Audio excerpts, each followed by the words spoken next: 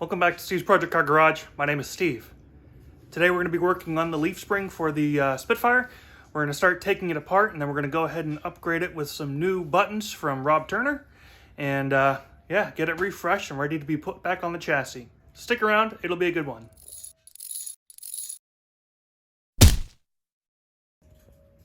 Alright, so here is the leaf spring for the Spitfire. And these are a set of new buttons. If you've never seen these before, these are the buttons that Rob Turner had made. And he sells these on the Facebook group, which is Triumph Spitfire owners. He sells them there. And they're relatively inexpensive, and they're a nice solution to go ahead and refresh your spring, which is what we're going to work on today. So let me show you what I've already started on. So obviously you can see the PB blaster. This has been hard at work for the last couple of days, actually. I've gotten these bolts taken off, well, at least pretty much ready to be taken off. And then we have a big bolt right up here, or nut, shall I say. There's one bolt that essentially comes right through the entire leaf spring that holds it all together. And I need to try to break that nut free off of that. So let me show you how we're going to go ahead and try to do this. All right, so what we're going to do is I'm going to take the leaf spring itself, and I'm going to just set it in my vise. And I'm going to get a bite on that actual bottom of the bolt so I can hold it in place. So what I need to do is try to break this nut loose. Now I hit it with some penetrating oil, I hit it with heat, and it didn't want to come loose. The bolt spins, but that doesn't totally help me with what I'm trying to do. And then also I'm going to go ahead and lock down this spring so it doesn't come flying apart on me, because this will be under pressure for sure. So let's see if I can get this guy to come apart. I have my breaker bar. Let's see if we can do this.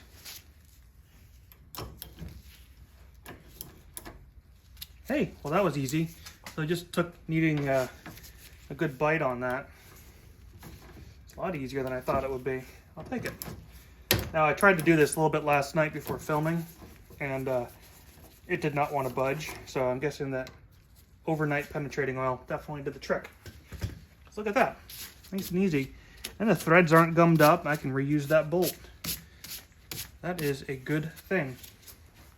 All right, so before I go ahead and pull it all apart, I think I will take a moment to just remove the last of the bolts that are all here, holding down the straps. Okay, so let's go ahead and slowly back this off. And you can see that the spring is decompressing nicely. Beautiful. But here we go.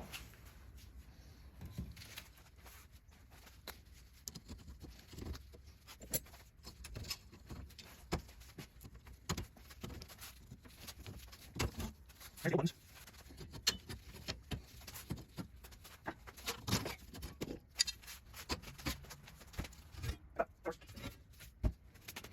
All right, well, cool. Well, my break at work is over, but that's cool. I was able to get the leaf spring completely taken apart during that short little break.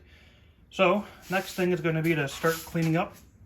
We're going to give it a hit with a wire wheel just to clean it up a bit, and then we're going to go ahead and get it painted, put the new buttons in, and yeah, it'll be nicely refreshed. So I'll catch you guys in a few. Well, that's not how I intended to finish my lunch break. Neither is that. So some of you who follow me on social media probably saw that I made a post, and I'll tell you what happened. I was finishing up this last piece, and I was using my wire wheel with one hand, which was a very stupid idea. And it kicked on me, and when it kicked, it came back and it caught my glove. And when it caught the glove, it actually bound and wound the glove up. And I mean, obviously you can see the glove material is just completely embedded in the wire wheel here. and it bit my hand really good.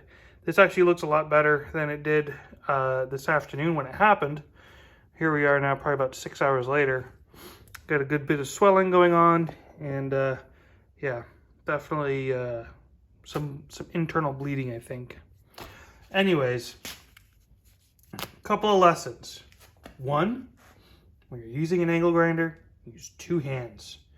2, don't use gloves like this. These things, granted, it probably saved a good bit of skin on my arm, or on my hand rather, but it also caused a bunch of damage. Like, that bruising is more from this than anything, because I actually had to cut the glove off my hand when this happened. So, yeah. Anyways, let's move forward. Let's get the spring finished and ready. And we're going to pop these bushings out, and then we're going to move forward. But yeah, important lesson learned today. I'm very lucky. All right, so I got myself a new tool. Over the weekend, I got myself a 20-ton shop press from Harbor Freight. And I'm going to go ahead and give this tool a try. I have just an old socket that I'm going to try to use here. I didn't get any of the pieces for like pushing up bearings and stuff. That'll be another purchase, but this was a pretty big one in itself. And so what I'm going to do is I'm just going to go ahead and use this to try to push out this old bearing and see how well this works. And then this should, in reality, make it a cakewalk. Let's just see. And actually, throw in some safety glasses too, because, well, safety always first. Let's go ahead and see if we can push this old bearing out, or this old bushing out.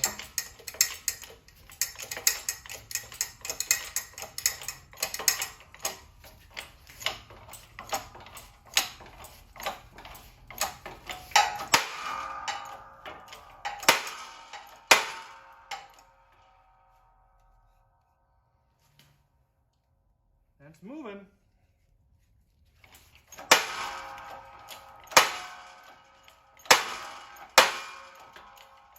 Hopefully that's not my spring breaking.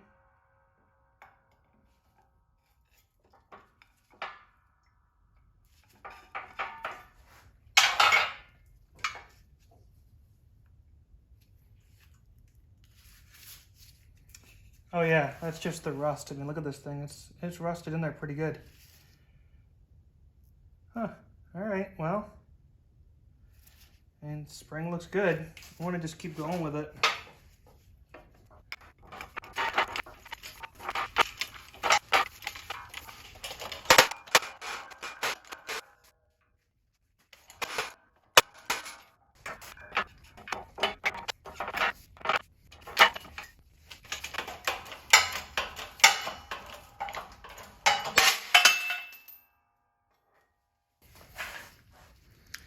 There's the old bushing. Pretty wild.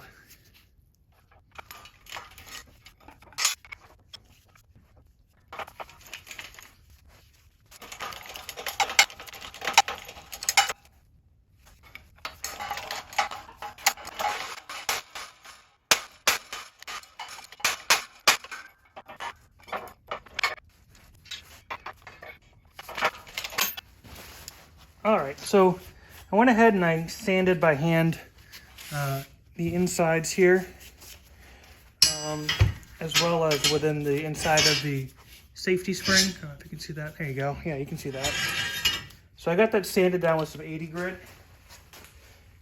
And now I'm going to use some metal prep. Just wipe these down. So that way I can try to just get whatever bit or a little bit of rust might be left. I'm not going to go crazy on the paint job with this like I did on some of the other parts. I am going to hit it with the Slim again. And then I'm also going to go ahead and hit it with one coat of the AG111. I'm not going to do 2 coats though. I don't need this to be super thick. I just want to kind of protect the metal as much as absolutely possible.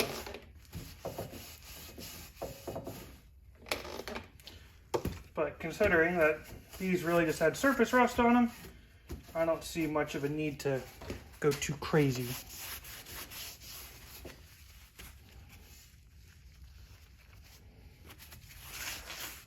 All right, hey, we're back at it.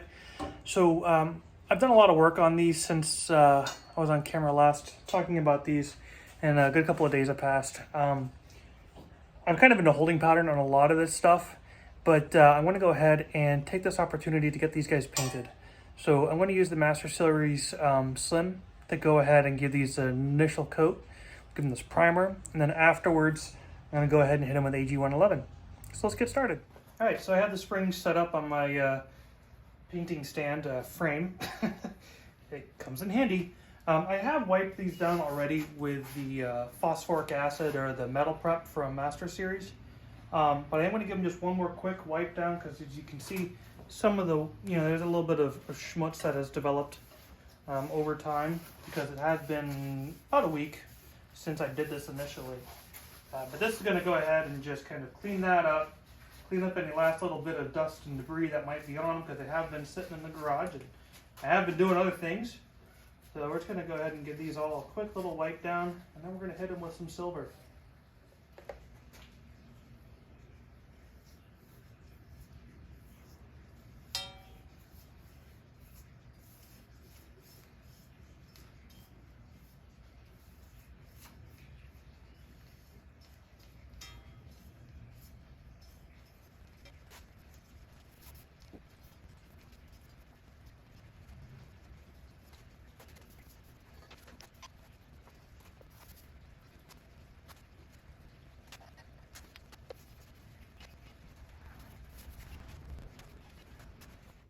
All right, so we're back here. It's the next day.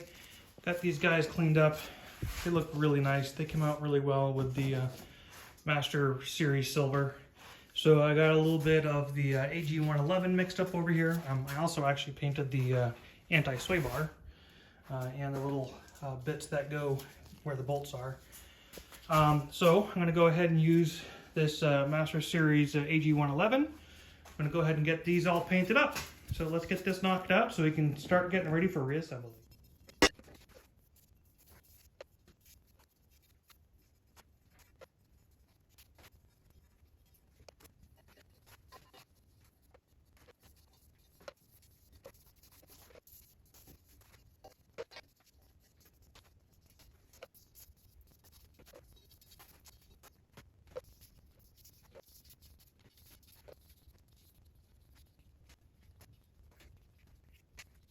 All right, we're back. Look what I have. I have some bushings. So let's go ahead and start putting these bushings into the spring and start putting the spring back together.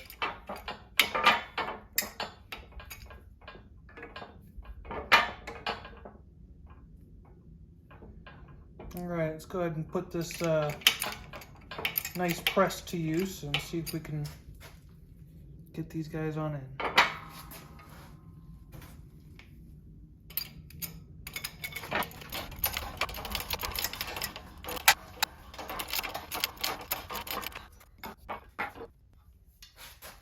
Nice, okay, so kind of as I had expected that, probably have to just allow it to push out a little. So that's what we'll do here, is reposition and finish driving it home.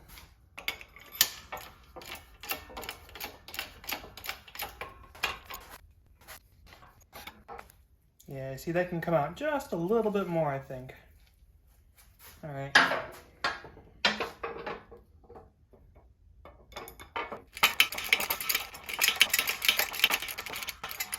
All right, so welcome to where all of this fun is about to begin. I have no idea how well this is going to go or how terrible it's going to go because I've never tried to do this before. But we're going to try to go ahead and reassemble this spring with these buttons. These buttons are made out of a teflon material. They're self-lubricating, and supposedly they will rejuvenate the spring. So I guess what we're going to start to do is just try to put this spring together and incorporate the buttons. And this is where I was kind of like, I don't know how easy this is going to be, because you got to more or less try to keep the buttons in place as you reassemble the spring. And well, gravity is a thing. And I don't know necessarily how to do this.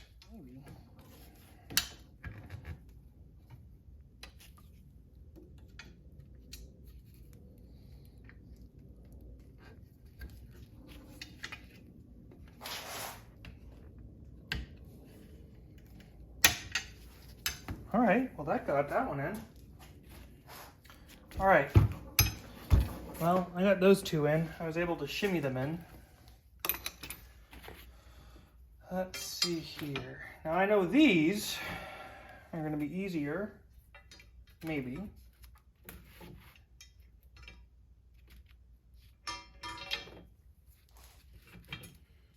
Let me start by putting that and that.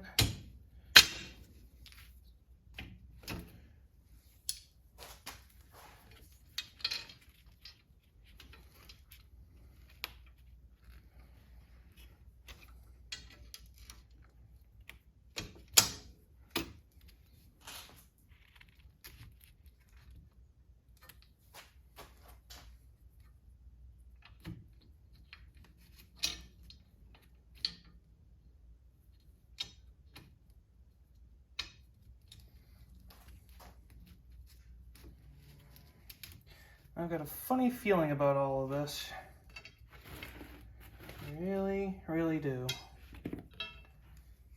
Let's see.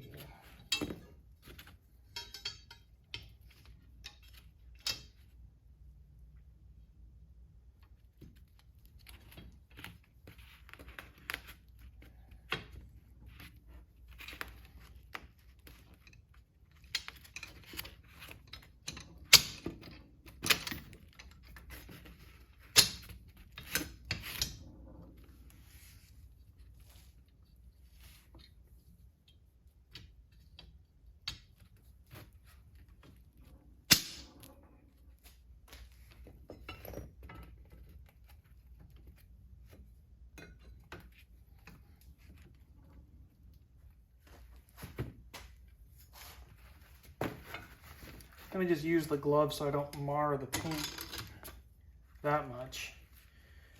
But let's go ahead and try to compress this guy. See if I have remotely any chance of getting these bolt holes in line. Because I just suspect that that's going to be the hard part.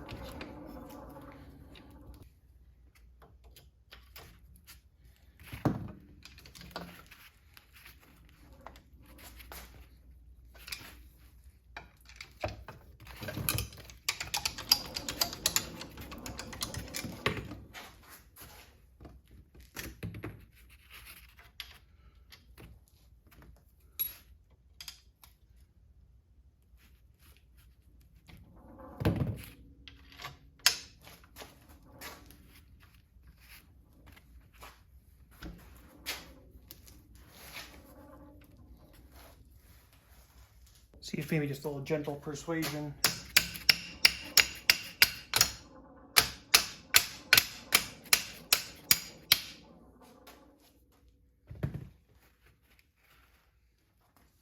That does put the spring pack together.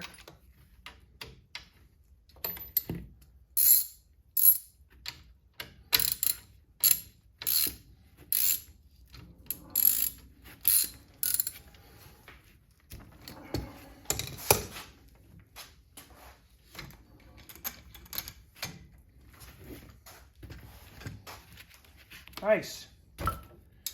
There's the spring pack. Looks like I could probably knock that down just a hair.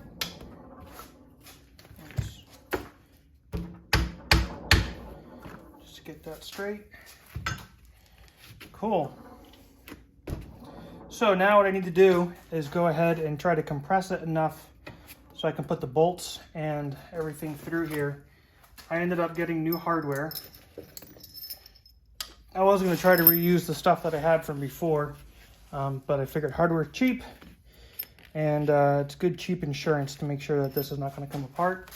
or have issues. So we need to get this tube into this hole and get a bolt through it. We have to do it by compressing this spring. And it's not easy.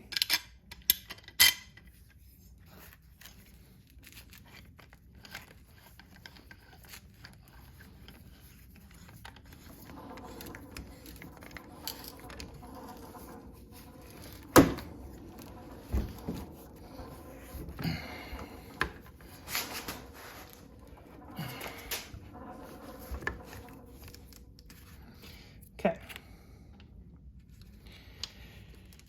Got it compressed. Get the bolt in one side.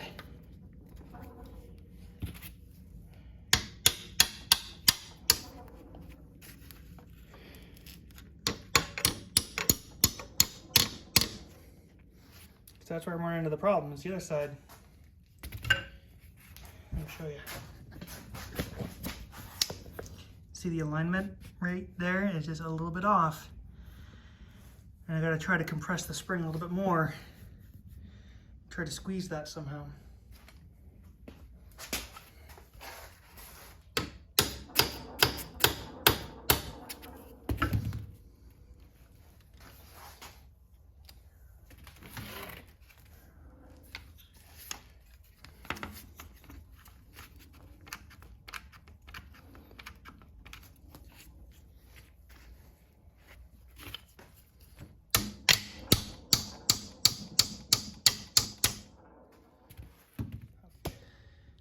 You can see how far off it is.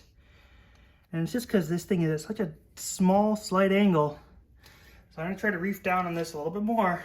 Just hope I don't break anything. Still doesn't want to go.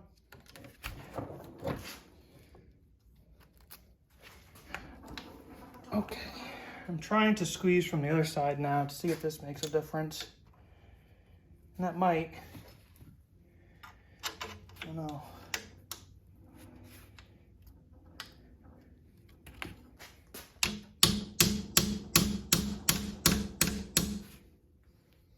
I'm getting it in. Ha! Got it in. So that's the secret. Press it from over on this side. Let's go ahead and get these cinched down, and we will wrap up this video. All right, and just like that, we have one rebuilt rear spring. It looks pretty good. It's not perfect.